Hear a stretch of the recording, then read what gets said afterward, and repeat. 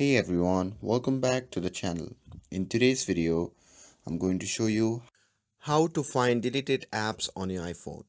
So, if you have accidentally deleted an app and want to reinstall it or even hide it, I'll show you how to do it. So now without further ado, let's get started. So first thing first, open the App Store on your iPhone. You can also do this on Mac or iPad as long as they are signed into the same Apple ID. Now once inside the App Store, simply tap on your profile icon at the top right corner, and from there simply scroll down and tap on Apps.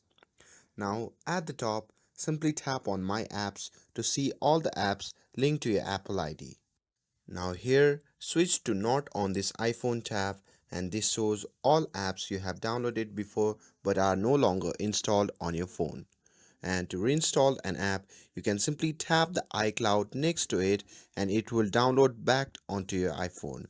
And if you want to hide an app from this list, simply swipe left on it and tap on Hide. And that's it.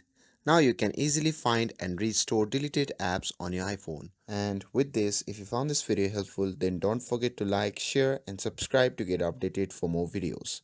Thanks for watching, and I'll see you in the next video.